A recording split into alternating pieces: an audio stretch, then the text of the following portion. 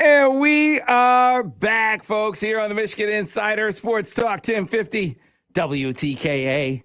Online at WTKA.com. Sam Webb, Ira Weintraub on the other side. And joining us, Paul Bunyan, Daniel Boone. Daniel Boone was a man. Yes, indeed. I don't know who that is, so I don't even know if it's funny or not. So. It's fine. It's fine. I like to call myself Mr. Prepared. So, whatever. Yeah, Daniel Boone. That's what we got to call you right now, DG. I don't know who Daniel Boone is. Did you see RG3 biting your style? He definitely did. Did you see that? So, most times I stay out of it. I'm like, I don't know. Maybe it was just a mistake. Not a mistake. So I know this for a fact because, when I do like an obscure team, like say I would do like a Texas State or something. I did a Texas State game early in the season against Baylor. And so there's nothing on the internet about them, right? So I would go and look at their local podcasts or how they talk about the sports, kind of similar to this that we do, their local podcasts, and just learn about their team, because you can't find anything on the internet. And then I'm like, well, you can do that all the time. So my producer actually does that every week. Like he looks at the local team or whatever team we're doing, no matter how big the team is. Look at the what they're talking about about the team. And I imagine I wasn't the first person to ever think of that. So he definitely has watched this. Bite your style, and he man. definitely stole that. And he didn't even credit you. Didn't credit me. Like, he'd be fine. That's messed up. Because I've never seen another human being wear a hat like this unless they were in Russia. Inside. And so, see, we can't get the camera. What was he doing? So I just saw somebody tag me in it, but I didn't see what was the point of him wearing that? Why did he wear that? What was his explanation for wearing it? I don't know what his explanation was. He wore it the whole time? I just know that he was biting you. I just know. Did he wear it the whole time? If he had credit you, I didn't see. I just saw the pictures. I didn't see the actual thing. It's tough, but hey. He should know. Imitation is the highest form of flattery. What is it? If you don't credit where you that's like plagiarism. It's like he's plagiarizing your style, DG. That was stolen. I don't know about anything else, but that was stolen for sure. Come on, man. But everybody steals everything. But I don't know about this, though. This is the one thing I don't think people want to steal, and I think you definitely stole it. Well, I'm definitely confused. We're going to get to talk about this game, but I'm confused about your ensemble, man. So we got the Eskimo hat. We got the Sherpa coat. It snowed on Saturday. We got the overalls. We got the work overalls. And then you're wearing Yeezy sandals. No, Yeezy foam runners. That's a sandal. And no, it's not. And my heels are covered. My heels are covered. I can run in these. What are you talking about? Listen, Sam. You're gonna listen to me. People on this radio, everybody that's listening, right? You got the viewers, everybody on the stream. If they have ever put their foot in a Yeezy foam runner, they completely understand, and they're probably looking at you like, nah, Sam, I'm not with you on this one. Because these are the most comfortable shoes ever created. And I don't like them that much. And when I say him, I mean, what is he, young Kanye. He's a little out there for me. He doesn't know the difference between what I'm worth and what I actually have. Thought he actually had billions, but he's worth, whatever the case may be. But the one thing on this earth that he is not wrong about, these shoes that I have on my feet. I don't know what the other shoes, but these foam pillows that I'm wearing on my feet right now, mind your business, man. Mind your business. All right. It's just the two don't go together. Mind your business. I'm just saying. Mind your business. You're peanut butter and mayonnaise right now, man. I'm just saying. If peanut butter and mayonnaise felt like this, I would get down on the peanut butter and mayonnaise. What's wrong with you? All right, let's get to the game, DG. 34-3. The Wolverines come out and they bowl the Huskers over yet again. Just 10 straight games. They've dominated an opponent physically. Defense on point. 0 points in the second half. Again, what do you make? What were your biggest takeaways from the game? They were good again. I mean, didn't hit on some deep shots, but the defense just continues to dominate, especially in the second half. I mean, second half, you look at a team, it's like, what is their MO? Michigan is a second half football team. And it's not like they're bad in the first half, but in the second half, it's like they go in, they make these adjustments, and the adjustments are superb. And that's something that you need from a team when you get to these bigger games. You have to be able to make adjustments And when they get in that locker room, the worst thing that can happen to a team against Michigan is to allow them to go in the locker room for halftime. Right. Like, you have to stop allowing it. You have to find a way to make them stay on the field. That's why everybody complaining about the tunnel and stuff. They're like, listen, man, we can't keep letting Michigan go in the tunnel. Because when they go in the tunnel, they go in the locker room. When they go in the locker room, that whiteboard is in there. You got the defensive side, you got the offensive side. They make these adjustments. They come out, and it's an entirely different team, essentially. So, I mean, I was excited to watch it. And it's so funny because I don't get to watch the broadcast so much all the time, you know, because I have my game, and actually I had 2 games this past week and 2 this week, but that's neither here nor there. But when I watch the coach's copy, I mean, you can feel and see the things that they worked on. You know what I mean? Like, it's so fun to watch because it's like, oh, that plays off of that play. Oh, that plays off of that from earlier this year. Oh, that's from what they were doing. And it's kind of like exactly what you want to see from football. The play off of the play, especially on offense, and then the defense, it speaks for itself. So I'm starting with that for a reason. And I want to segue into the run game because the emphasis needs to be placed appropriately on the fact this is a 10-0 football team. Certainly not in your lifetime, but not even in my lifetime or Iowa's lifetime have we seen Michigan in back-to-back seasons be this good. Yeah. I mean, it just hasn't happened. So we are in uncharted territory. They've been pretty good in back-to-back seasons, but not like this. Best in the country good. Not like this, right? Yeah. And so it's on the back of a running game that no one has been man enough to really stop, DG. Mm-hmm. Now, you might be lulled to sleep into thinking they just come out and they're just physically better than everyone. That's part of it. They have 2 elite tailbacks. That's another part of it. But they don't just rest on that. Mm-hmm. They come out with great run disguise.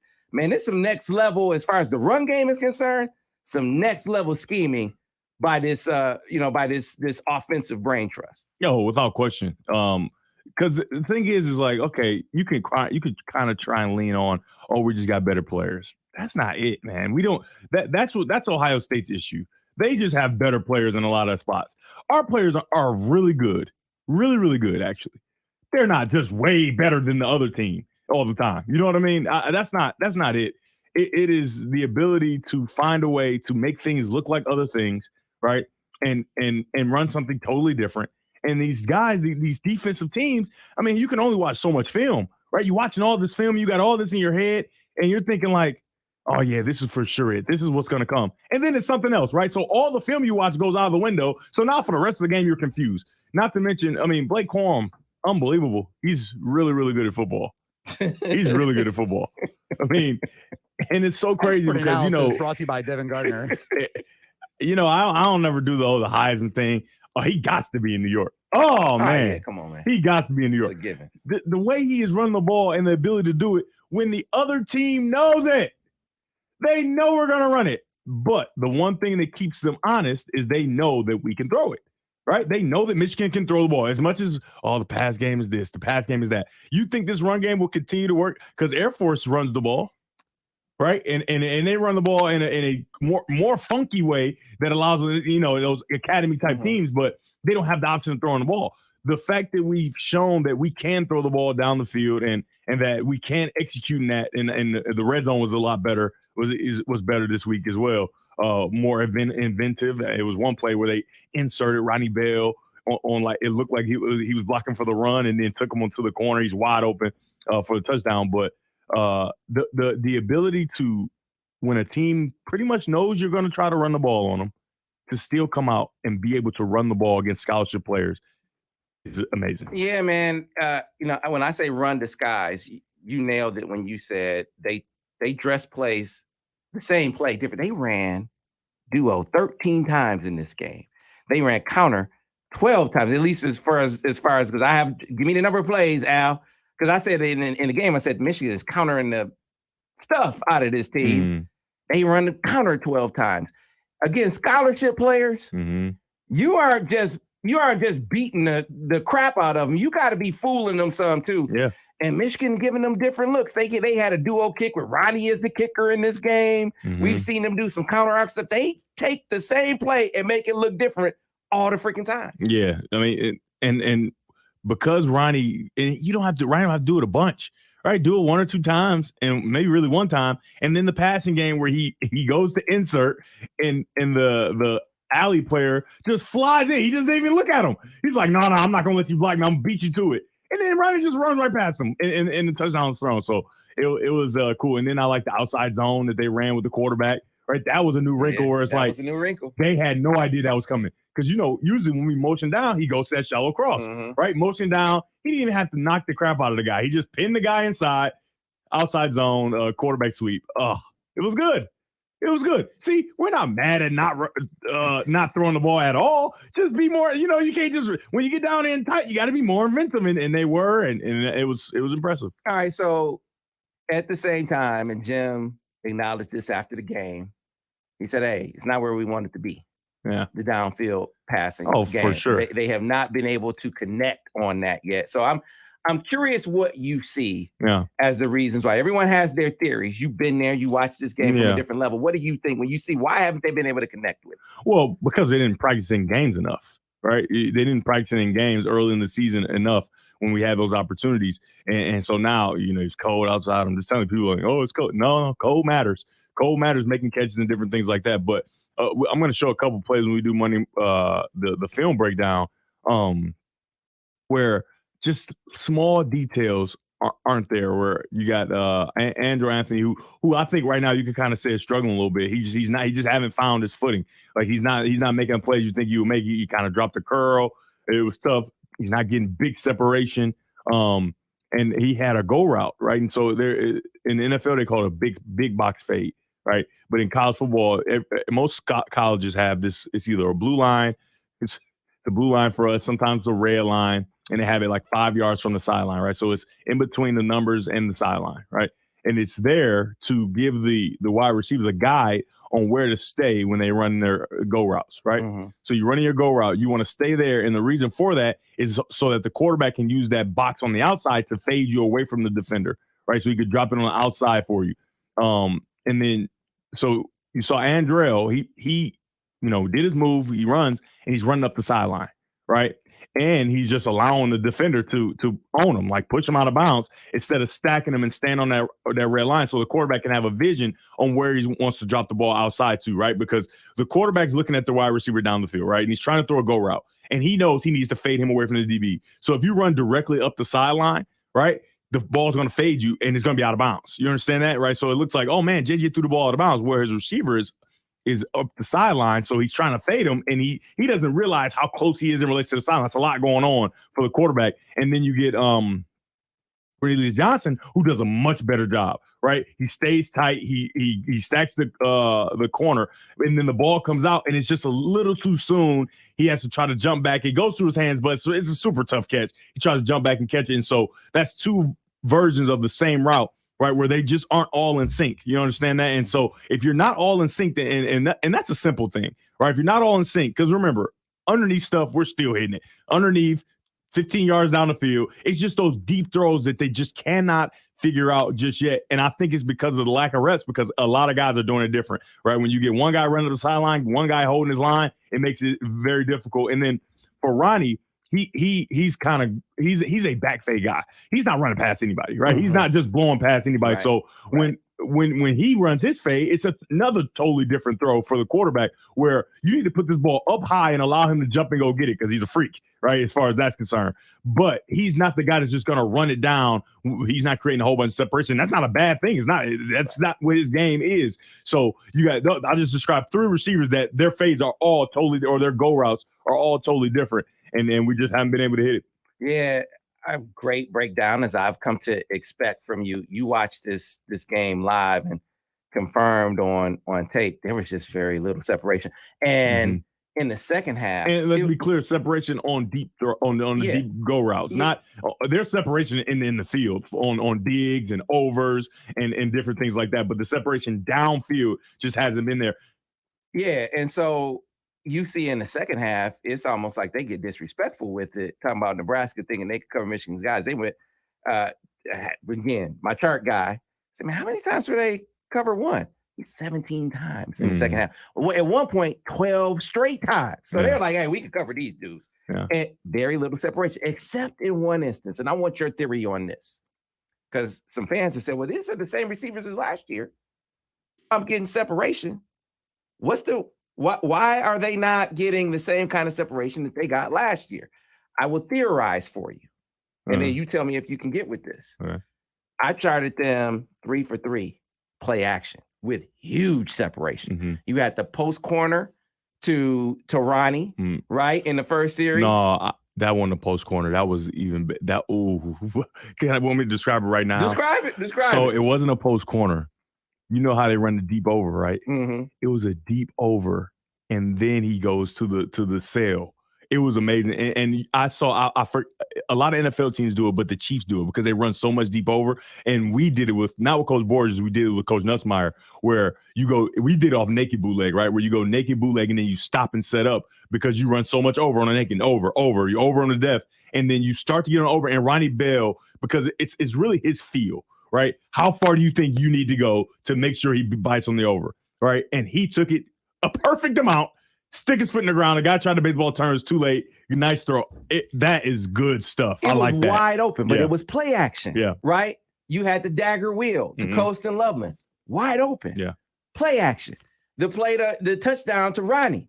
Wide open. Play action. Exactly. 3 for 3 with huge, huge gaps in the defense.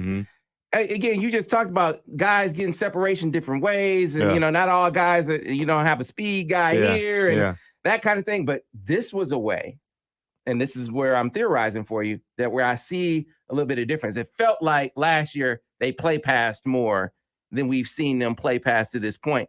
And I wonder if that's an adjustment that you think we might see moving forward. Hey, man, especially with how well it just worked. Yeah. Why wouldn't they just play past more?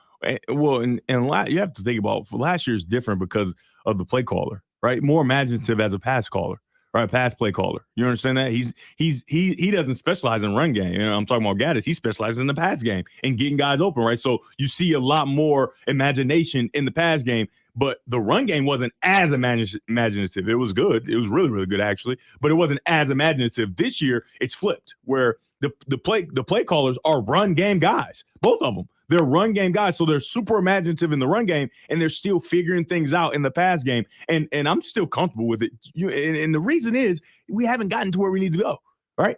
They're still building. Remember, we've talked about it all year. The coordinators are still learning. They're learning to work together. They're learning to call plays in general, right? They're still learning. And so, but I think you're exactly right. And because the way the Michigan runs the ball, the play pass is going to be even better than it was last year, right? And you can see when we do play pass, they're wide open. Right. And obviously Ronnie ran a great route, but a big part of it is the safety's like, do I have to go help or you're not running it? Oh no. So it's like you react, you want to go help in a run. Oh, you're not running it. Let me jump this over. And then we double them up and go over to the back to the sail. It's a beautiful thing to watch, right? Can we get more of that? And at this point, I'm starting to think they're holding a little back on some of that stuff. They're holding some back, right? Because you don't want to empty the tank, especially if you're going to blow everybody out, right? But the downfield, so that's all play action intermediate stuff. That stuff is going to work, and they don't need to practice it as much because they've shown a propensity to be able to do it on a regular basis. But the downfield stuff is where the practice is truly game practice. Like, practice, as much as, guys, listen, I've seen a bunch of teammates who are outstanding in practice. And it's like, man, this boy gonna be cold. Oh man, spring game, all that. Get in the game, this guy's deaf and blind. So the practice reps are all good. You need them. We want to see what you can do in the game, and so they need to practice those. And I love the commitment in this past game. They threw a bunch of them. Right. They were throwing them down the field. Right. And remember what I said. And it sounds crazy. The threat of it being completed, teams see it on film. They're like, at some point they're going to connect, right?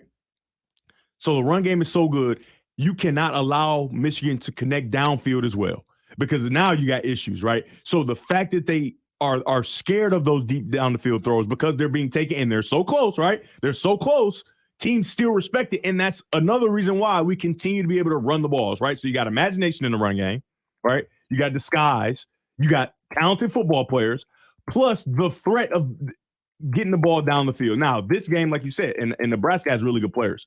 I had them earlier this year, and I cannot understand why they're so bad. I can't understand it.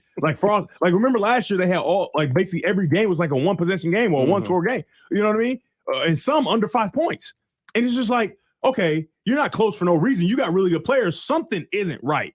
But they have really good football players on their roster. Really good football players. And the fact that you're able to do it to them, and I think they're a good enough team that they can play man against a lot of teams because they got good players. Hey, you know what I mean? Second half, they was like, oh, this is what we gonna do. Yeah. And they almost had to, right? Because if you don't, you can't add people in the box. Like, you know what I mean? You got to get people down in that box because it's gonna be tough, and they still couldn't stop. Right. In Michigan. So So you just gave, I think, a theory that makes sense to me that why wouldn't they play pass more, especially as effective as they were at it last year? And then you look at this game. I mean, it was huge bites. Yeah. I mean, big plays every time. So holding it back. Could there be any other reason that you could think of that you can guess on that why they wouldn't have done it more to this point? Because what you're saying makes sense. Maybe they're just holding it back and they're going to play past the hell out of Ohio State. Yeah, because this is the thing. You think about the play pass that we have run.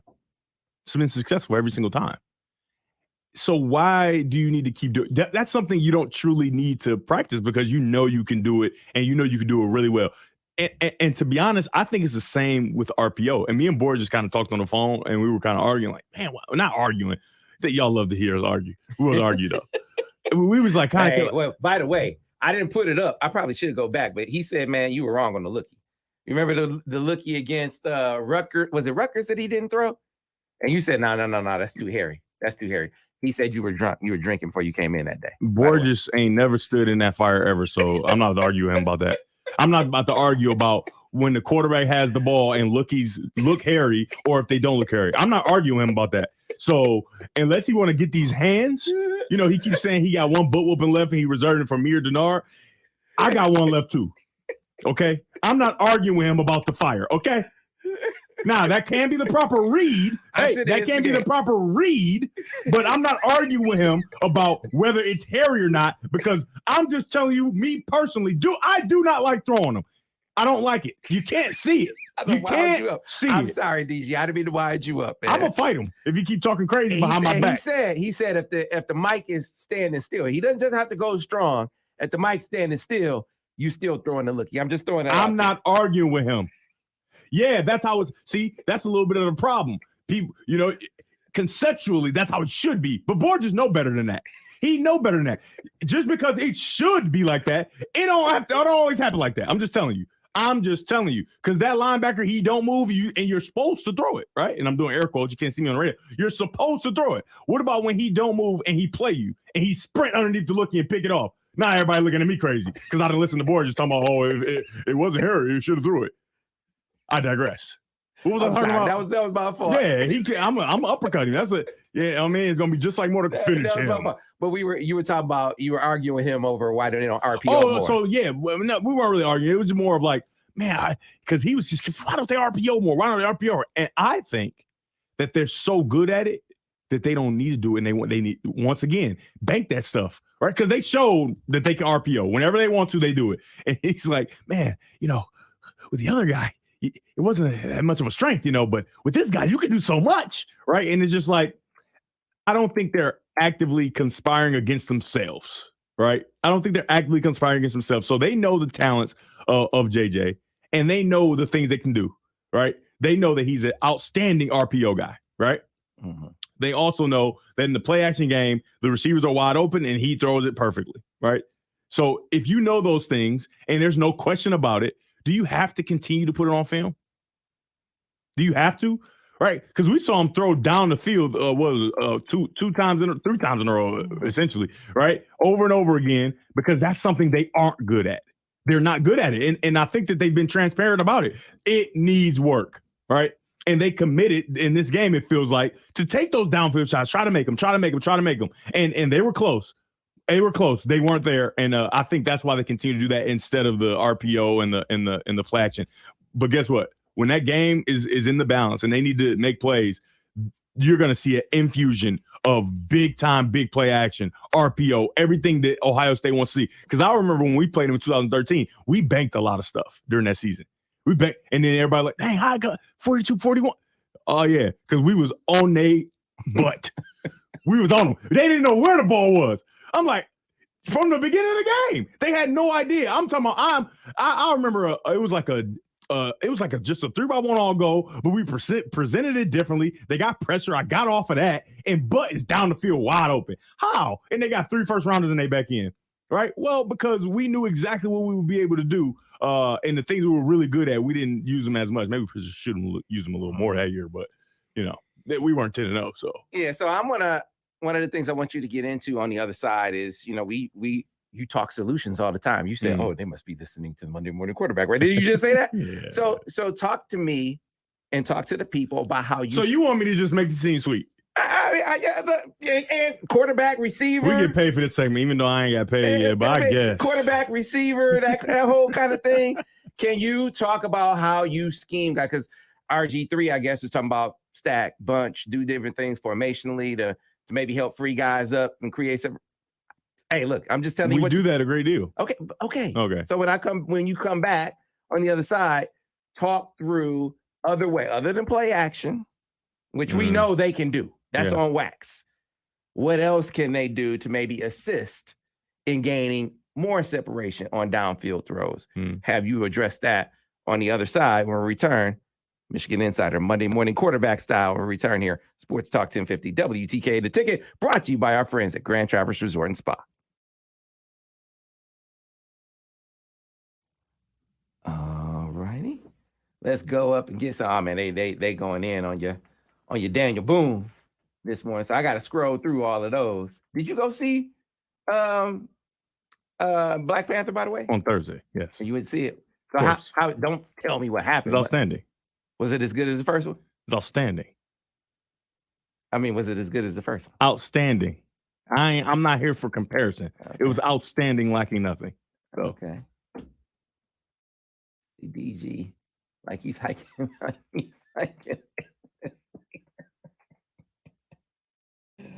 Oh, man. Did y'all see the snow on Saturday? Yeah, man. I can't wait till everybody got the flu and I'm just walking around without the flu. It's all good. Yeah, you everybody got the sniffles and I'm just walking around and sniffle-less. Yeah, man. Yeah, I saw RG3 try to. Yeah. Oh, man. Here we go, DG. What is this? What do you got? You got a bobsled team. They going in, man. I love the people. I thought we were supposed to be finding things. What are we doing? Yes, Devin is wearing snow pants. Oh, man. They're very multi-dimensional. I can do squats and everything. So one of your biggest fans, Linda is one of your biggest fans. So we'll get serious. Says, good morning, Sam, Ira, Devin. I want to know if Devin thinks we can possibly win the Ohio State game without being able to pass effectively. Also wondering about our DB's ability to cover OSU's wide receivers. Your take on those questions, DG? Well, the latter is going to be tough because Ohio State has the best wide receiver core in the country. So we can never get prepared for that. We don't know what our DBs are going to do at that point.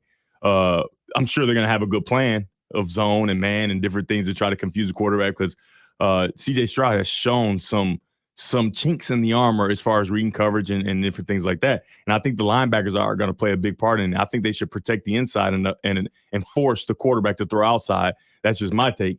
And we've been able to throw the ball effectively.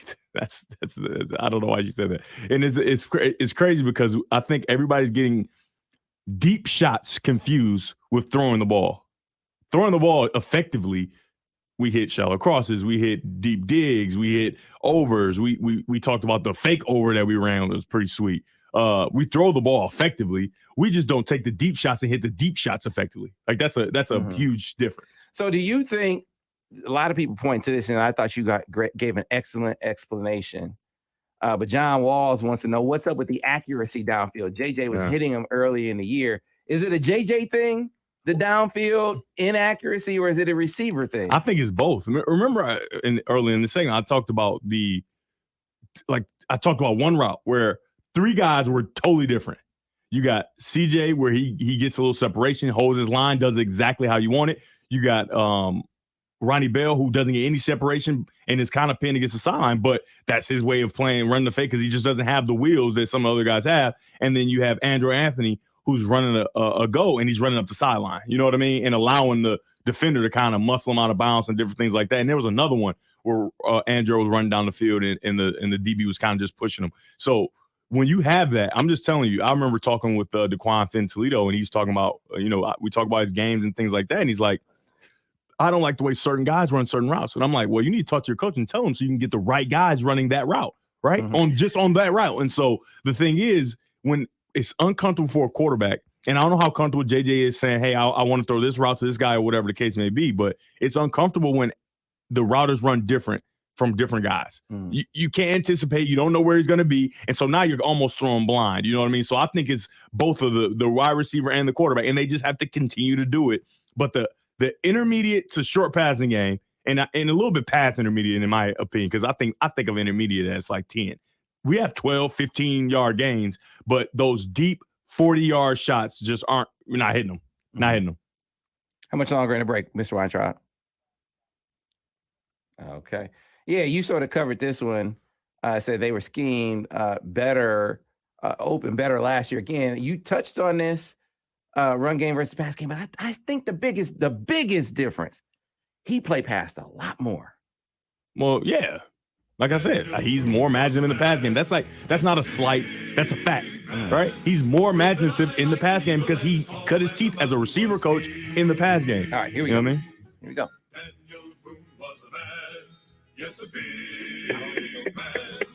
I don't know what to educate you, DG. So who is this guy? He's you.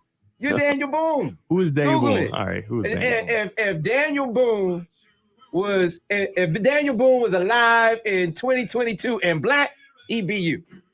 You're the black Daniel Boone, man. Wear it with honor. Wear it with pride, DG. He's a pioneer? Yeah, he's man. A pioneer. That's what you look like. No, you're pioneering Eskimo gear with sandals. I don't got no musket. I bet you the Eskimos are doing that. They aren't wearing sandals with their outside gear. Why you keep calling these sandals? With their alpaca? You're misleading the people. Why you keep calling these sandals? Do you see an open heel? They aren't wearing sandals. Do you see an open heel? They aren't wearing sandals. Coverage in the heel. What are we talking about? What are we talking about? These are, first of all, the most comfortable sneakers on the planet. They're called foam runners. You don't run in sandals. You're misleading the people. And I'll just show the people. Radio people, I'm sorry that Sam continues to mislead you and you can't see that I am not wearing sandals. I see your feet exposed, right? No, you don't. So exposed feet in the tundra. That's what you're bringing to the people, right? I'm prepared for everything, Expose your feet in the tundra. I'm prepared for everything. Wear your caribou and then wear your sandals. I'm prepared for everything, son. Okay. All right. Well, are you prepared for the holidays? Our friends at Brighton Ford want to prepare you for the holidays, right? And they want to thank you for your business. That's why they're celebrating the season from now through November 30th. There are exciting deals at Brighton Ford. You can lease a 2022 Ford F-150 for as low as $409 a month, a 2022 Ford Edge for as low as $329 a month, or a 2022 Ford Explorer for as low as $405 a month, all with only $2,000 down. Get on board. Only $2,000 down. That's with crazy. Brighton Ford. Can't beat it. But if you love the Lord, and honestly, even if you don't love the Lord, but if you love the Lord, because most people do, you have got to get on board with Brighton Ford. All right, so get me on board with scheming my receivers more open down the football field. This was something that RG3 was kind of touching upon. I think we already have a great idea of one thing they're going to do. They have to be sitting on play pass. I think you nailed it. Yeah. They're holding that back. Yeah. We're going to see more of that. What else could they do? What else is in the arsenal? I mean, they do a lot of things where they motion guys in the stack position. You stack guys. I don't see guys not open, dude. I see misses downfield, and those are the big splash plays because a lot of people are eating their hot dog or doing whatever, and they hear the crowd go, and then it's a miss, right? Or they're talking to their friends while the play is going, and then they see a replay of a miss downfield, a downfield miss. People are open in the field. Right, we've shown it in the fringe red. We've shown it with our backs against the wall in the black zone. We've showed it in the middle of the field. The guys are not open. That's ridiculous. Yeah, we're focusing on downfield. But downfield, we don't have. Well, Ronnie Bell's not open a lot of times downfield on like just go routes because he's not a go runner. Like he's a go runner as far as back shoulder or fade and going up and getting in and making combat catches. And combat catches I describe as catches where it's a guy connected to you. You go get the ball while being collision and things like that. He's outstanding at that, but he's not the guy that's just going to sprint right past you, right? And there are a lot of things. We could do double moves more. We don't double move. Think about it. How many times have you seen a true double move where you get a guy, you get a pump fake from the quarterback, and he runs a go route or whatever. We don't do that. We haven't committed a lot to the bench route that we used to do a lot. Right, where you stem in, go vertical, and then sprint to the bench. The original angle is high, but usually the corner's on top, so you sprint to the bench. We haven't done that as much, and I think that's another thing that we're good at. And so they're like, we don't need to really do that as much. That's something that we know we can do. We don't see a whole bunch of deep posts.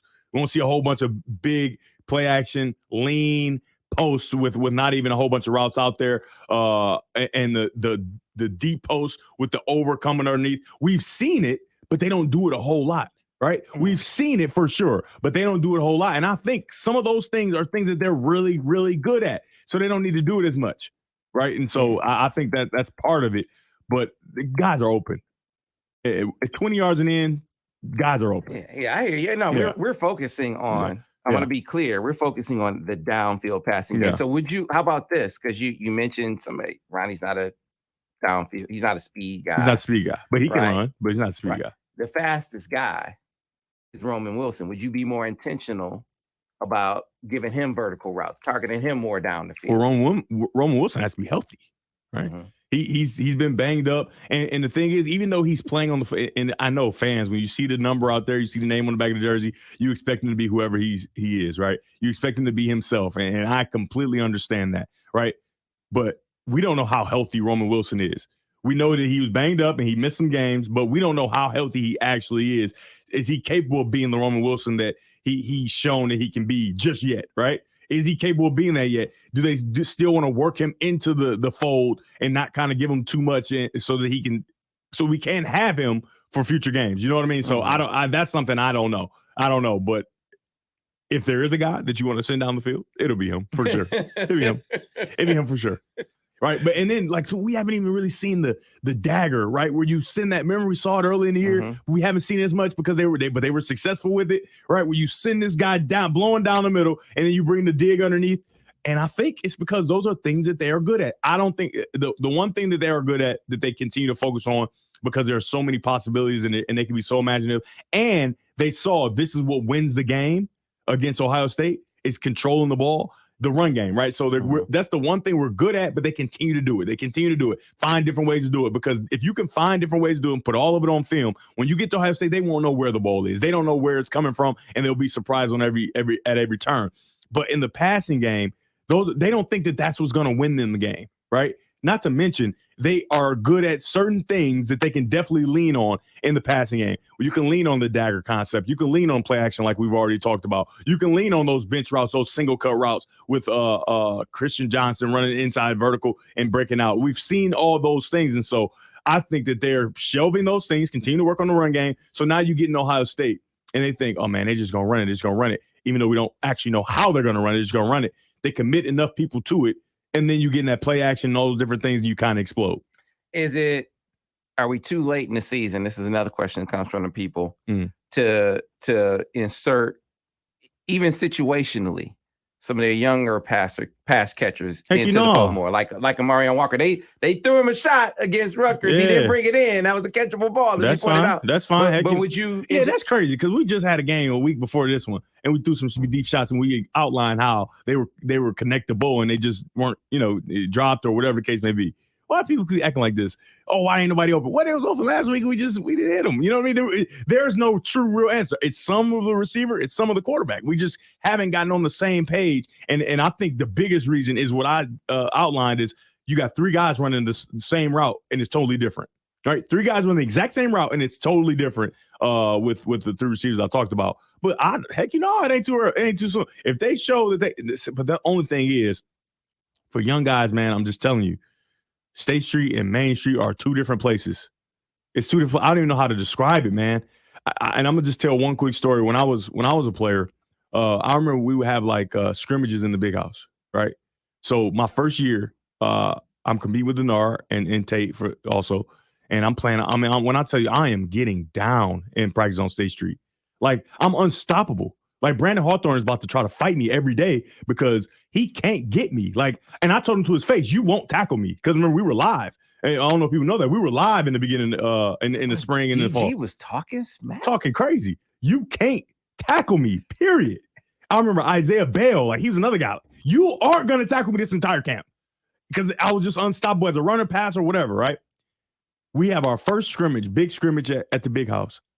And when I tell you, I'm running around and it feels like I've never run before. My legs are like buckling. It's just like weird because the feeling that goes through your body when you get in that atmosphere, right? Even if it's not a whole bunch of fans there or whatever, when you get in the atmosphere, I don't know what the endorphins are that go through your body, but it's like you forget to play football. And that's why you see like, man, they talk so highly about this kid, but why is he not getting a chance? Well, they probably gave him a chance. And he looked like a baby deer, right? He looked like Bambi, right? And I've experienced that for sure, right? I've experienced that for sure. And it's hard to explain unless you talk to a person that has been through it, right? That has been in that position. It's like, yeah, I felt that. I don't know what it was. I'm not a doctor. I don't know what it was, but I just felt that I couldn't be who I really wanted to be. And that's why people say, yeah, he's got to get more comfortable, right? Because once you get comfortable, it's all good. And I think that's part of why teams aren't as good on the road too. The endorphins that go through your body when it's like, just uncomfortableness of being not where you are used to being. You know what I mean?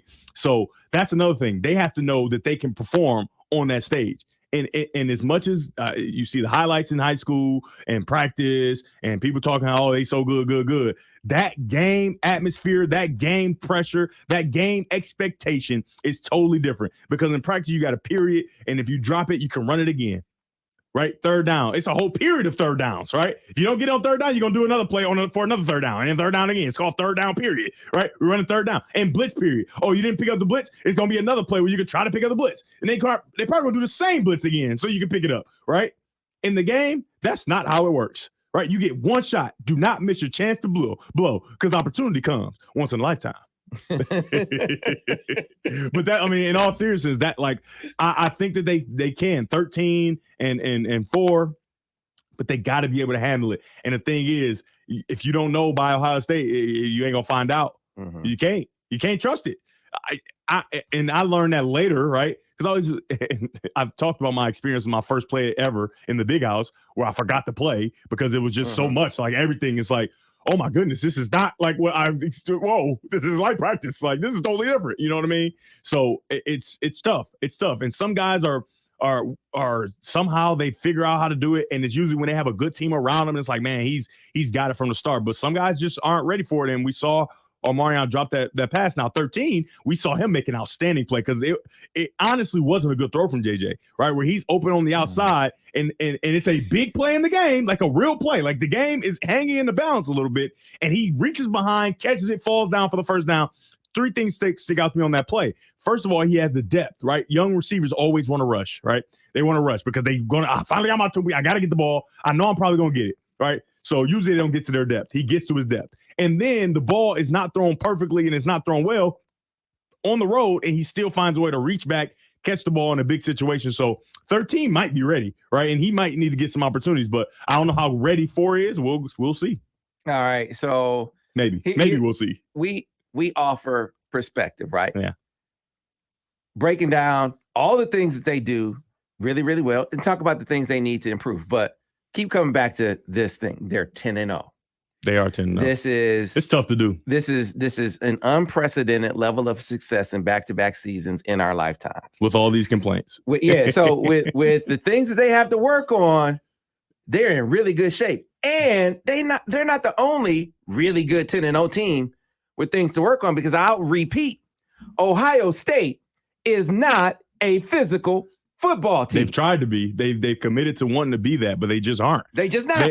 And the thing is, that their DNA is finesse. It is what it is, and it works really, really well. But that's where the chink in the armor is, right? And ours is maybe we're not as finesse, right? Mm-hmm. So it's like it's blue versus red. It's like perfectly designed to be opposed, right? They are outstanding at finesse. We are outstanding at punching you right in the mouth. It's a match made in heaven. It makes for styles make fights. I mean, I am excited. Like, obviously you want to win, but you know it's going to be a good game. That's the thing. It's called the game for a reason, and it's going to be so good because they are the finesse kings. It's going to be in the shoe, and then Michigan is just I'm going to choke you out, and I'm going to bury you, and I'm going to have time, and I'm going to find out a way to bury you even better, right? So, I mean, and Ohio State has shown, like I talked about, they were so good at the beginning. They were really, really good in the beginning, like as good as they could possibly be. It was only downhill. The slope, it was down from the beginning. Even though they're still really good, they're not nearly as good as they were early in the season. And I think that there's no way to turn that and go back up, right? They are who they are. And I think Michigan is still ascending even late in the season. So be that guy, be the quarterback of this team right now, DG. You got Ohio I'm throwing State for 400 every game. Okay. You see how they be blocking? You see how they be blocking? You see me when I get blocking. Quit playing with me. Yeah, I hear you. Oh, that wasn't the question? No, that's not the question. I was about to say, because I'm just telling you, I threw for 450 against Ohio State with it's pretty good block. But if with 600, 651. All right. So you played them in 2 weeks. Yeah. You got a game this week against Illinois, who I think is pretenders. I've been saying it for weeks. It's so funny because when I was on the Rally House, the producer went to Illinois and he was like arguing with me about it. And I couldn't even really give a real argument because I'm just laughing. He was talking about how like Chase Brown was like better than Blake Corum. I'm like, listen, man, he's a good football player. And I don't want to talk bad about him, but stop playing with me, man. Just because he the leading rusher in the country don't mean nothing. Lou Nichols was the leading rusher in the country for Central Michigan last year. Oh, exactly. Whatever. And he's a good player from Detroit, went to Cass Tech. He's a good player. He was leading rusher in the country last year, right? At Central Michigan. Nobody cares, dude. Stop doing that. Just because you're a leading rusher don't mean anything. Boston College for years had the leading rusher. Guess what? Nobody from Boston College will probably ever be in the Heisman race. That's ridiculous. And it was just like, I'm not even about to argue with you because you tripping. You like a fan and like, you know what I mean? I'm not about to argue with you because you ain't got no rational mind. You're talking about this kid is much better than Blake Corum and he shouldn't be. Now, I think Chase Brown's an outstanding running back. But he got banged up. I don't know how healthy he's going to be. Right. And he's the reason they're even as good as they are. Well, I don't even know how good they are. But he's the reason they got a real good record. And he's banged up. So he's banged up. I mean, obviously, you can't look past this Illinois team because their quarterback can move, right? Any quarterback that can move and throw a little bit. Right, he's not a great thrower, but he can move. Any quarterback that can do both, you cannot look past him because he can get hot and play well. But I don't think that this is a scare or anything like that. They are practicing a lot of OSU stuff for sure. Yeah, he said JJ will run against Ohio too. I think remember that's another thing. He hasn't even really inserted in the run game for real. Right, saw a splash of it on the outside zone. But let's remember this. I know you said it too, but Marky Matt. We're going to save this. I'm saving it for posterity's sake, right? When he starts running, what do you think that's going to do to the DBs, right? All those third plays, we don't see it. Think about JJ. He's an outstanding creator. He's a ball player. And that's what he's a gamer, man. Yeah, think about how successful they were on the nakeds in this game. Yeah. So we didn't see a ton of it. But he's a outstanding creator. And when I say creator, I mean in that third play situation where he drops back, it's not there, he starts to move around, do his thing. We haven't seen a whole bunch of that either. Right, those are things that he's really, really good at, and I think that they will show in the game. And when the defense starts seeing that, they start to panic. All right, folks, that'll do it for us on this Monday morning quarterback. Brought to you by Grand Traverse Resort and Spa. Be on the lookout for the film study that is coming up later. So again, folks, we got to get out of here. We'll see you next time on Michigan Insider on Sports Talk 1050 WTK, The Ticket, the official voice of University of Michigan sports.